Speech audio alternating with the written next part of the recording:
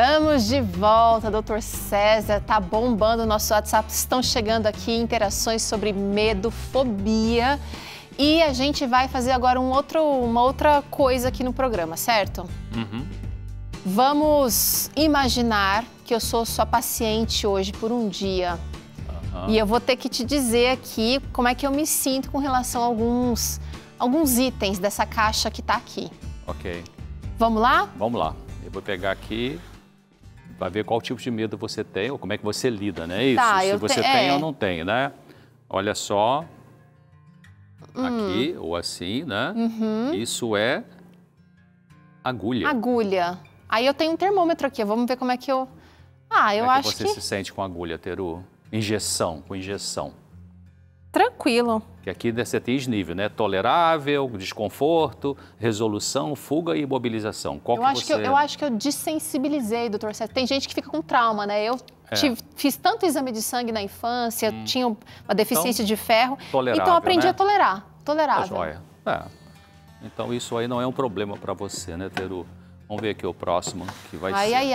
Ainda bem que é só a figura, né, gente? Que não é o objeto em si. Olha aqui, né? pessoal, isso aqui significa catástrofe, né? Tempestade, enchente, inundação.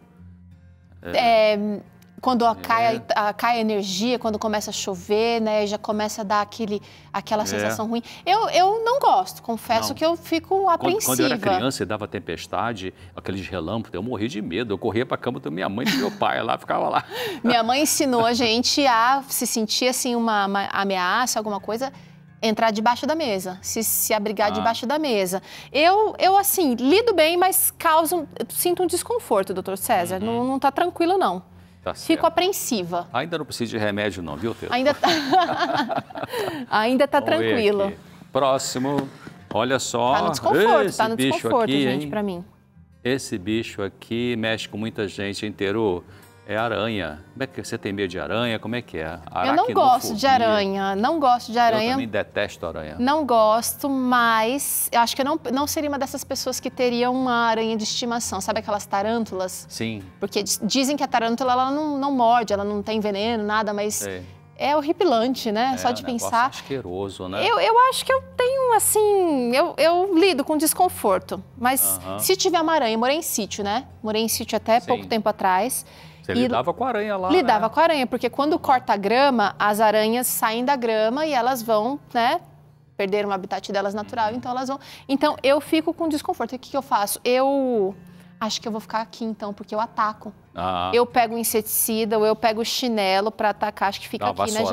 Né? Dou uma vassourada. Matei algumas. Eu tento resolver o problema. Então você consegue resolver. Então ainda está um medo dentro da normalidade, né? Não tem nenhum exagero aí, Teru. Que bom. O próximo, olha só. Isso aqui significa, o símbolo, é uma sepultura, né? A sepultura significa morte. Medo da morte. E aí? Como é que você lida com isso? Eu acho que eu lido bem. Acho que eu tô tranquila por enquanto, ainda, doutor César. Com certeza gera um desconforto. É aquele desconforto de não só de pensar na minha morte, mas também na morte de entes queridos. A gente, quando enfrenta essa situação, a gente não sabe muito como lidar com o outro que está passando, o que falar. Então, tá aqui dentro do desconforto. Mas eu acho que eu consigo... Consegue administrar? Lidar. Até pela fé também, né, Teru? Pela crença, né, do que isso acontece ajuda na muito. morte, o que Jesus vai fazer em relação à morte. Acho que isso ajuda a gente a lidar com esse medo da morte, não é? A esperança certamente faz toda a diferença. A esperança de ressurreição, A esperança de que não acabou aqui. Sim. Vamos ver mais um aqui, olha. Tipo de medo aqui. Medo de trânsito. Olha só, quem mora em cidade grande, algumas médias também já estão com problema com trânsito. Você tem medo de trânsito, ficar engarrafada, ficar presa e... Tenho medo, mas eu tolero. Vamos trazer uma interação sobre isso? Vamos dar uma olhada. Vamos trazer uma interação sobre isso enquanto eu arranjo espaço aqui para me classificar. Olha, Simone, eu tenho medo de dirigir, pois penso que não serei capaz. Acho que farei alguma coisa errada no trânsito. Já tentei algumas vezes, mas acabo sempre arrumando uma forma para não dirigir. A Simone, então, estaria aqui, ó, doutor César. A Simone já... Ó, ela sai daqui, então, ela tá aqui na fuga, porque ela acaba arranjando um jeito para não dirigir.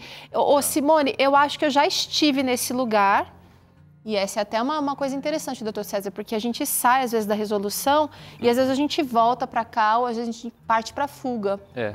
Dependendo do momento emocional, a pessoa pode estar mais sensível para um tipo de medo que depois ela já está mais resistente, né? Eu enfrentei esse medo quando eu tive que dirigir com meu filho recém-nascido em trânsito de São Paulo, por exemplo.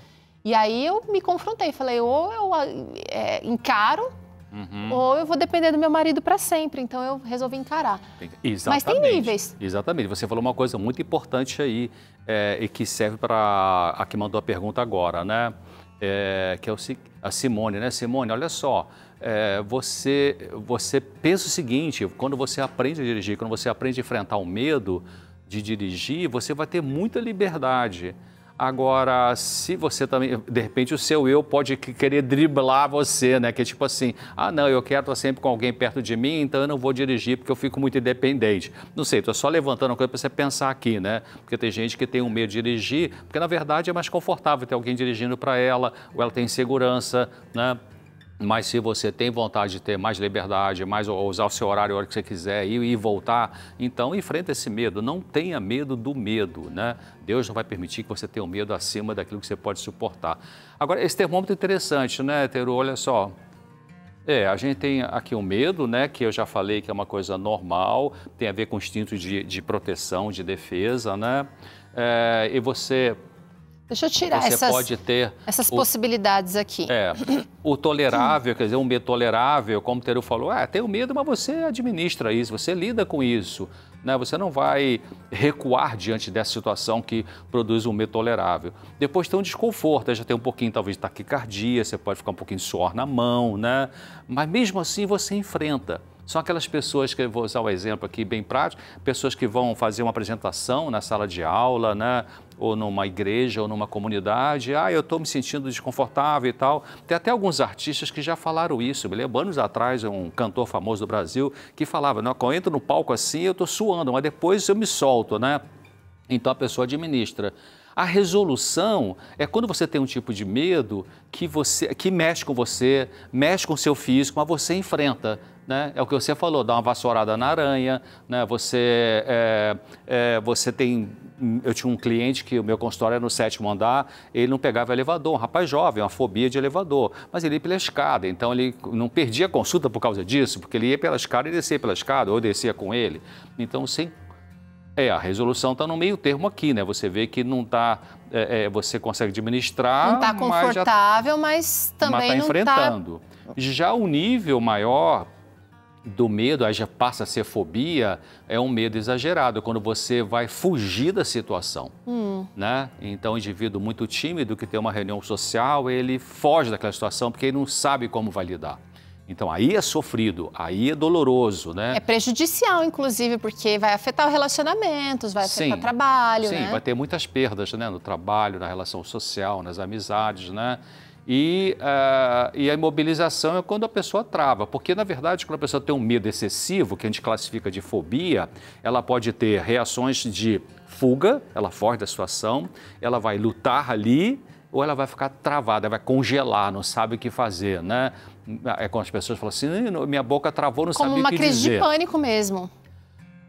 Parecida, né? É um pânico no sentido de não saber resolver a situação. Sim, né? Não é um pânico no sentido do diagnóstico, né? Então, são níveis variados aqui. Então, daqui para cima, essa é a diferença entre medo e fobia. Fobia é um medo exagerado que trava a sua vida, que prejudica seu trabalho, seus estudos, suas relações sociais.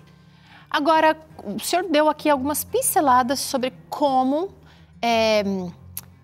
encarar a fobia. Eu preciso encarar os meus medos, as minhas fobias, mas o senhor precisa ajudar o paciente a encarar a fobia. Vamos sentar ali um pouquinho, doutor César? É hora do divã aqui. Chegou uma interação sobre isso, vamos trazer na tela do Vida e Saúde. Quem está com a gente agora é a Cleusa e ela disse, depois de um assalto, fiquei com muito medo de sair de casa, a pé ou sozinha. Como faço para vencer isso? Obrigada, Cleusa.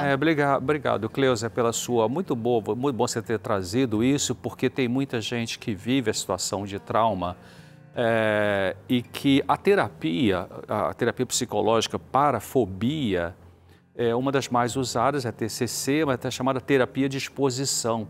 O que é isso? Então, nesse caso, por exemplo, se você teve um trauma, né, um assalto, então aí o terapeuta ele vai trazendo alguma coisa mais amena, mas que lembra o assalto, para você poder ir lidando com aquilo.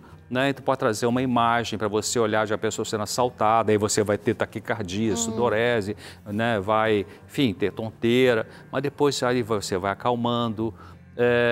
Então, o que é importante você fazer, eu me lembro uma vez que eu atendi uma pessoa que ela era muito apegada ao marido e o marido faleceu. E ela sofreu tanto, porque tinha uma simbiose, uma ligação muito forte, ela nem voltou para casa, ficou na casa de um parente, né? Porque não conseguia voltar para sua casa, porque ela não conseguia lidar com aquela falta, com aquela perda, com aquele vazio. Então, eu fui orientando a família que estava ajudando essa pessoa, faz o seguinte, ela não queria nem passar na rua onde morava, né? E eu falei assim, faz o seguinte, olha, passa só de carro meio rapidinho pela rua. Aí passava pela rua 1, 2, 3 dias, 4 dias, até a pessoa conseguir passar do carro sem parar nada, né? Mas conseguir sentir um pouquinho mais tranquila de passar na rua. Agora vamos segunda etapa. Segunda etapa, para em frente da casa no carro, não precisa sair não, para em frente, olha para casa, respira fundo, né? E faça uma oração, enfim, lembra das coisas boas que viveu com ele, tá. Aí lá na frente, uma outra etapa, desce do carro, bota a mão ali na grade da casa, né? Dá uma olhadinha no cadeado, enfim, e assim ela vai gradativamente. A pessoa foi conseguindo, depois ela voltou, né? Então, essa é uma terapia de exposição. A pessoa vai sendo exposta gradativamente, bem lentamente, naquilo que ela, na medida que ela aguenta, ela vai sendo exposta àquilo que é objeto do medo, né? Então, ela vai aprendendo a ter mais resistência, em vez de ficar paralisada, congelada. Então, para lidar, fator tempo aí é essencial, mas não o tempo sozinho. Você acha que uma pessoa que tem fobia tem condições de se tratar sozinho, doutor César? Quando a fobia chegou num nível que é grave, em que ela está travada, em que ela está perdendo seu trabalho uma boa parte do tempo, né? Aí realmente ela precisa de uma ajuda profissional. Mas tem pessoas que têm uma fobia, que ela, por exemplo, alguém que está assistindo o programa aqui, né? E que tem uma fobia específica, né? De alguma coisa. Então você aprendeu alguma coisa, você vai tentar fazer... você vai tentar suplantar isso, né? Vai tentar enfrentar isso aí. Algumas pessoas vão conseguir, né? Porque elas vão... arranjar estratégias. Vão usar estratégias, né? Elas vão fazer alguma atividade que vai mostrar para elas que aquele medo é exagerado. Então, né, elas usam, sei lá, se é uma aranha, então você bota remédio para não ter aranha em casa, né? Bota tela, sei lá, você usa alguma estratégia que vai te ajudar a reduzir isso aí. Mas eu queria voltar naquele ponto muito importante, porque muitas pessoas fóbicas, elas não querem mexer na fonte principal da causa da sua fobia. Porque mexer na dor dói, né? Eu falei de que no nosso inconsciente, né, no inconsciente da pessoa que tem fobia, que é o medo exagerado, ela tem algumas situações traumáticas para ela que não foram bem resolvidas e então a mente tapou isso, escondeu por baixo da consciência e apareceu a fobia, que é um substituto. A fobia é o alarme, a fobia é a luz vermelha que acendeu dizendo, ei, tem coisas aí mal resolvidas. Mas tem pessoas que não querem sentar com o psicólogo e mexer nessa coisa que causou essa fobia.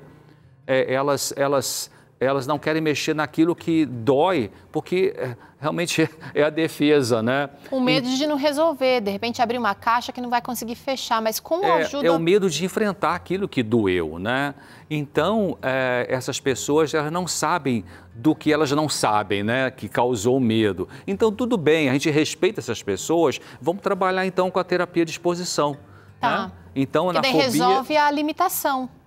Pelo menos você resolve a coisa na prática, né? Na superfície, mas resolveu, a pessoa continua ali a sua vida. Quer dizer, se ela faz uma terapia de exposição sem aprofundar numa maneira mais analítica, né? O seu sofrimento que gerou a fobia, mas ela fez a terapia de exposição e resolveu, não conseguia falar em público, agora consegue falar, bom, acabou. Não pegava elevador, agora pega, então tá bom, não tem que futucar o passado aí, a menos que essa terapia de exposição não consiga resolver. Aí tem que dar uma futucada para ver o que está aí machucado ainda e que a pessoa está com medo de enfrentar essa dor, né? De olhar para si mesma e descobrir essa questão mais de dentro, né? Eu tenho um terapeuta americano muito profundo, o Dr. Rolomei, ele falava assim, tem pessoas que vão no consultório psicológico e saem da consulta pior do que quando entrou. Por quê? Porque justamente são aquelas terapias analíticas, né, que a gente vai trabalhar com a causa da dor e mexer na dor dói. Então a pessoa, ela sai pior porque ela sai com mais angústia, mas sai com mais angústia porque está chegando perto de entender o problema, né? Até que chega no foco e aí a angústia pode aliviar. Legal, né? Bom esse Vida e Saúde, não é não? Eu sei que talvez você esteja aí coçando os neurônios e queira resolver os seus problemas. Deus te abençoe, a gente está aqui para te ajudar também. A gente fez agora há pouco a dinâmica da urna, Dr. César, e eu me expus ali, coloquei alguma... Acho que você não pegou o que eu tenho mais medo ali, porque tinha mais coisa naquela caixa. Mas você aí de casa vai ter a oportunidade de participar com a gente em seguida, depois do intervalo, porque nós vamos trazer os seus medos. E a gente vai colocar ali no termômetro do medofobia para o Dr. César te ajudar a encarar ou a lidar com essa situação. Pronto para participar? Logo depois do intervalo, e ainda ele vai comentar aqui medos e fobias enviadas por vocês. A gente volta já.